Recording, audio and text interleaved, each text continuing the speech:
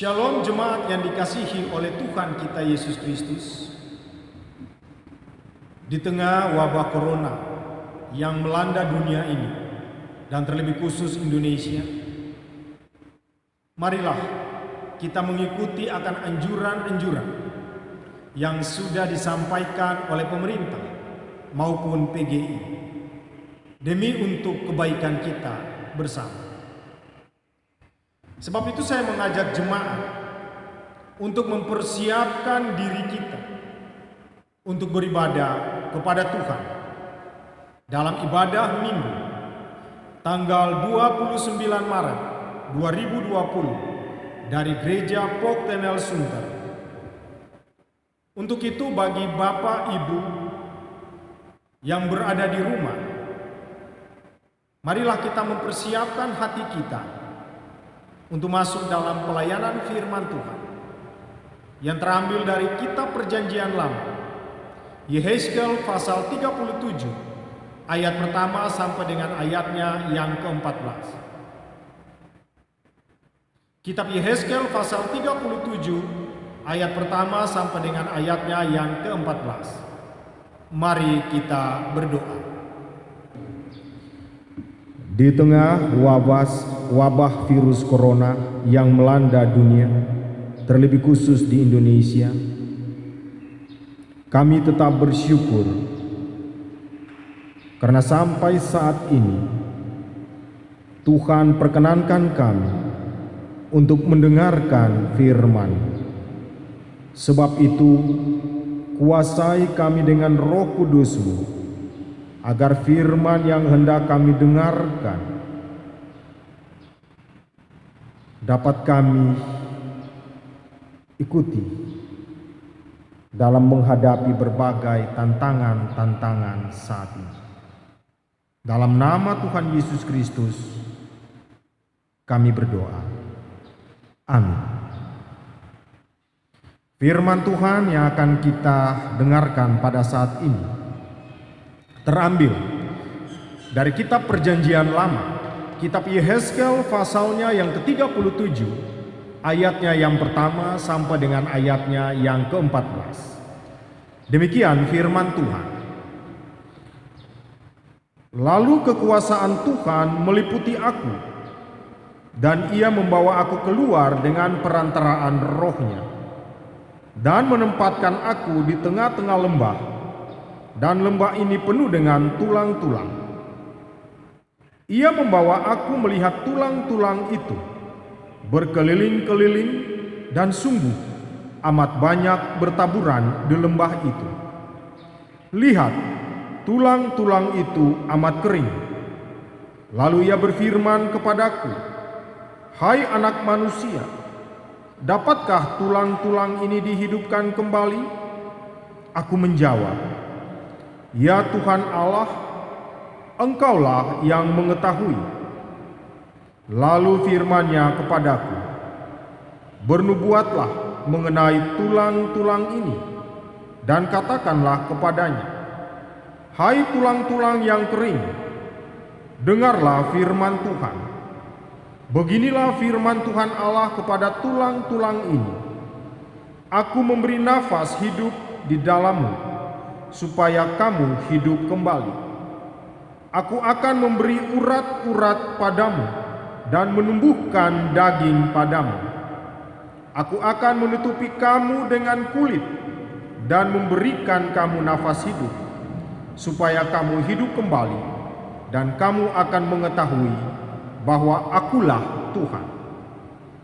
Lalu aku bernubuat seperti diperintahkan kepadaku, dan segera sesudah aku bernubuat, kedengaranlah sungguh suatu suara berderak-derak, dan tulang-tulang itu bertemu satu sama lain.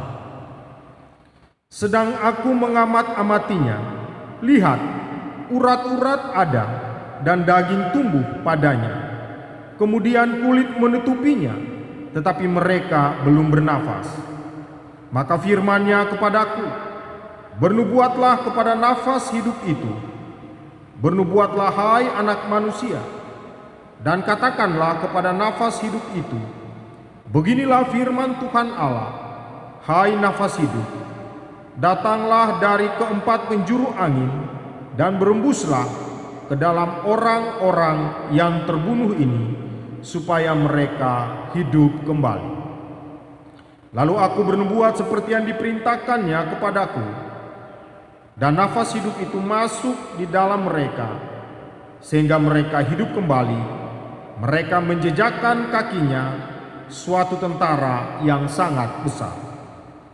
Firman-Nya kepadaku, hai anak manusia, tulang-tulang ini adalah seluruh kaum Israel. Sungguh, mereka sendiri mengatakan, tulang-tulang kami sudah menjadi kering, dan pengharapan kami sudah lenyap. Kami sudah hilang. Oleh sebab itu bernubuatlah dan katakanlah kepada mereka, beginilah firman Tuhan Allah, sungguh aku membuka kubur-kuburmu dan membangkitkan kamu, hai umatku, dari dalamnya, dan aku akan membawa kamu ke tanah Israel, dan kamu akan mengetahui bahwa akulah Tuhan pada saat aku membuka kubur-kuburmu dan membangkitkan kamu, hai umatku, dari dalamnya. Aku akan memberikan rohku kepadamu, sehingga kamu hidup kembali, dan aku akan membiarkan kamu tinggal di tanahmu, dan kamu akan mengetahui bahwa aku, Tuhan yang mengatakannya dan membuatnya. Demikianlah firman Tuhan.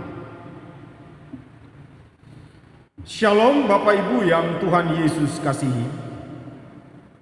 Firman Tuhan yang sudah kita baca tadi dari kitab Yehezkel, pasalnya yang ke-37 ayat 1 sampai dengan ayatnya yang ke-14. Judul perikopnya adalah Kebangkitan Israel. Dan kita akan belajar dari firman ini dengan tema yang diangkat adalah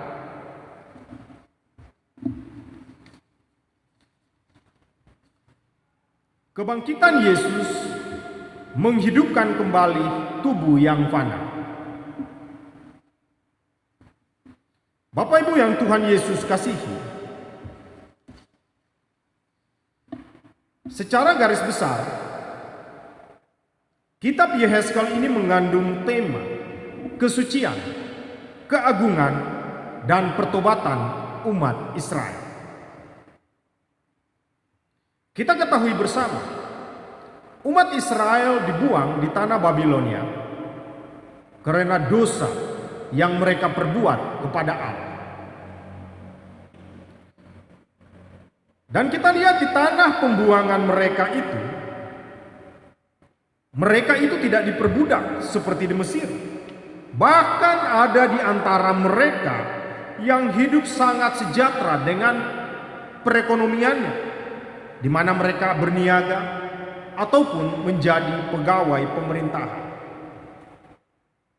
Namun sesungguhnya hati, jiwa, dan batin mereka tetap merasakan kekosongan yang sangat-sangat mendalam.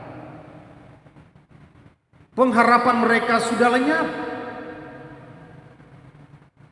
karena penderitaan batinnya itu. Kota Yerusalem yang selama ini merupakan pegangan mereka sebagai simbol jaminan pemeliharaan Allah bagi mereka, tetapi ternyata kota Yerusalem pun sudah dihancurkan. Nah, oleh karena itu membutuhkan sesuatu yang sangat luar biasa untuk membangkitkan harapan mereka. Nah, oleh sebab itu di sini Allah mengutus Nabi Yehezkel sebagai perpanjangan tangannya untuk menyampaikan kabar sukacita kepada bangsa Israel. Dari kitab Yehezkel pasal 37 ayat 1 sampai dengan ayatnya yang ke-14, kita lihat di sini. Lewat firman Allah kepada Nabi Yehezkel dengan perantaraan rohnya dia membawa Nabi Yehezkel ke suatu lembah.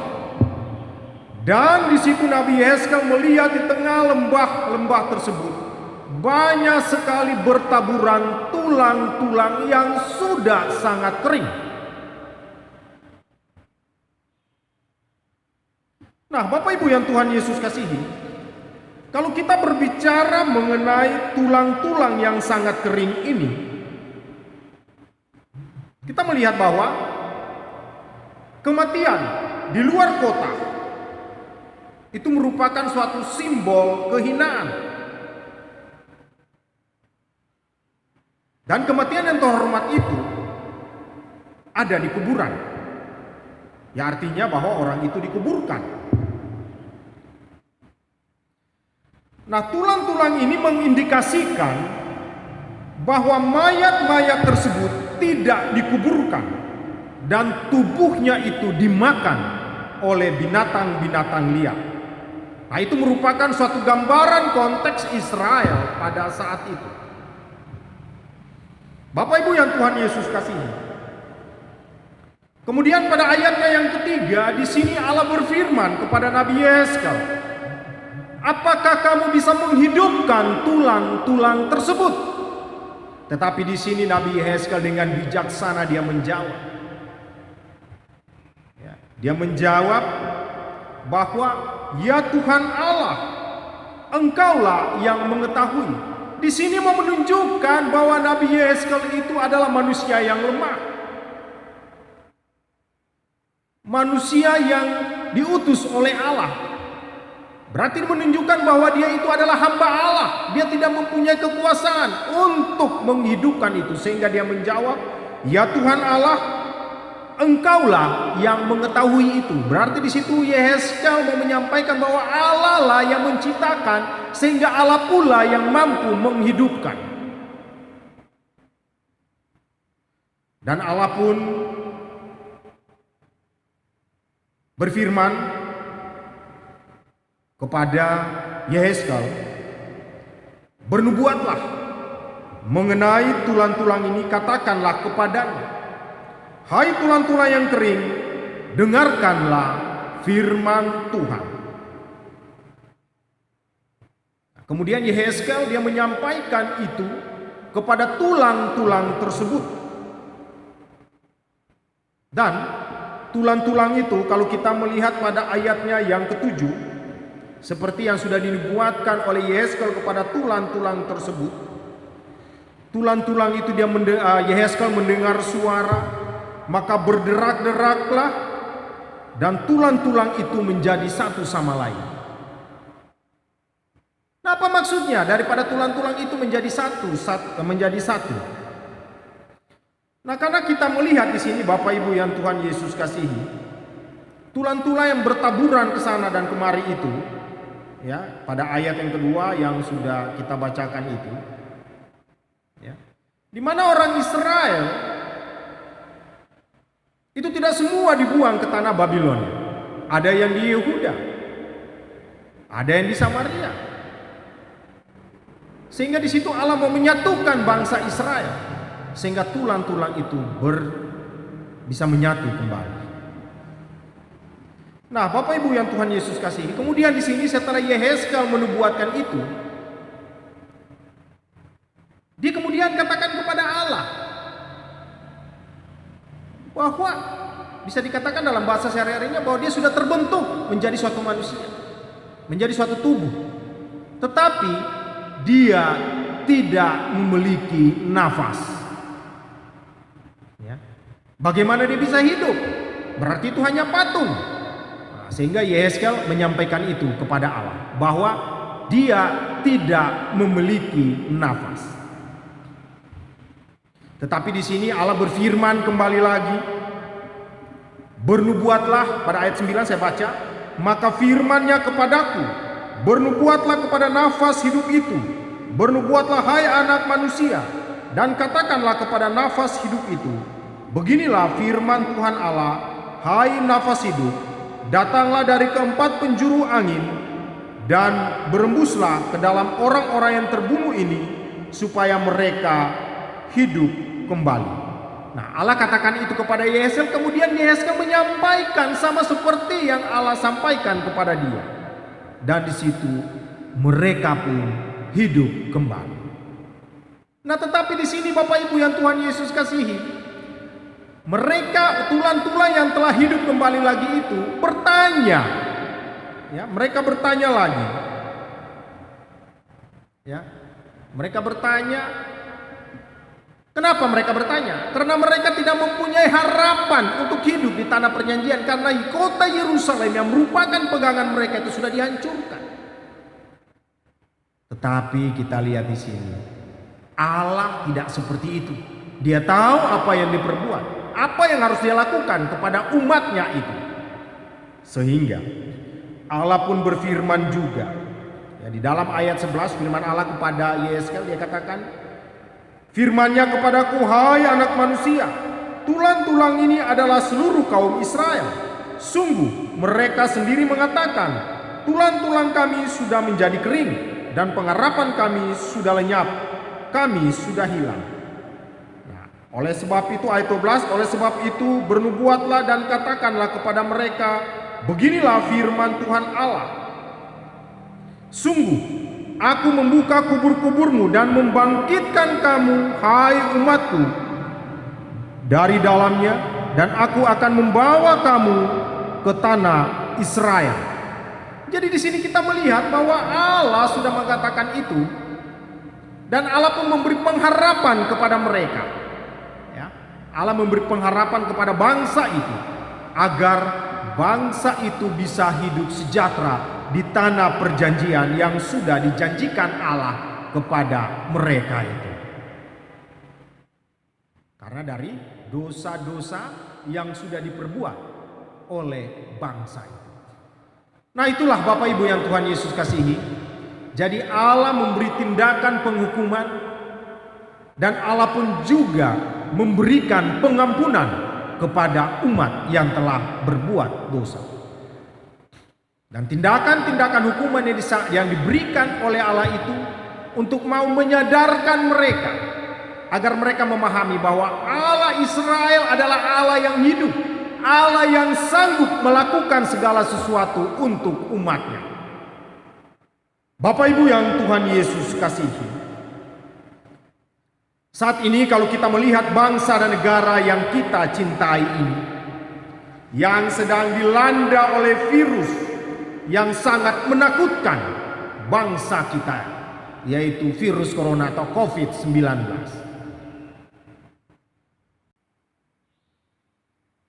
Di saat ini kita yang dilanda wabah virus corona, tentu ada rasa ketakutan di dalam kehidupan kita. Tetapi kita harus tetap berserah diri kepada Dia yang mempunyai hidup, yaitu Yesus Kristus, yang adalah Tuhan dan Juru Selamat kita. Sebab Tuhan itu tidak akan mencobai manusia melebihi kekuatannya. Tentu ada solusinya, ada jalan keluar bagi kita di dalam kehidupan kita ini. Sebab firman Tuhanlah yang kita andalkan. Sebab firman Tuhanlah yang memberikan kekuatan, menjadi pelita bagi kehidupan kita. Jadi di minggu Paskah yang kelima ini, kita harus berani dan bertekun untuk hidup dengan iman yang percaya kepada Dia yang mempunyai hidup ini. Bila kita hidup sesuai dengan apa yang dikehendaki oleh Dia, maka hidup ini akan penuh dengan damai dan sejahtera. Sebab tanpa Dia, kita tidak akan mempunyai harapan. Tetapi dengan Dia, maka harapan itu ada bagi kehidupan kita. Tuhan Yesus memberkati. Amin. Jemaat Tuhan, marilah kita bersatu di dalam doa. Ya Allah Bapa dalam kerajaan sorga, kami bersyukur dan berterima kasih kepadamu ya Tuhan. Karena kasih dan pertolongan-Mu, kami tetap diberikan hidup yang penuh dengan damai dan sejahtera. Ya Allah Bapa dalam kerajaan sorga, kami mengaku di hadapan-Mu Tuhan pada saat ini, dunia yang wabah yang melanda dunia ini dengan COVID-19. Begitu juga di negara kami ini Tuhan yang kami cintai, dan terlebih khusus di DKI Jakarta ini Tuhan. Ya Tuhan Allah dalam kerajaan sorga, kami sebagai anak-anak-Mu ini Tuhan, hanya berserah hidup dan kehidupan kami kepadamu. Karena kami tahu hidup ini adalah milik-Mu. Engkau yang memberi, maka Engkau pula yang memelihara kami di dalam kehidupan kami. Ya Tuhan Allah dalam kerajaan sorga, di saat ini Tuhan, jauhkanlah rasa kecemasan, rasa ketakutan bagi kami sebagai anak-anak yang Engkau berkati.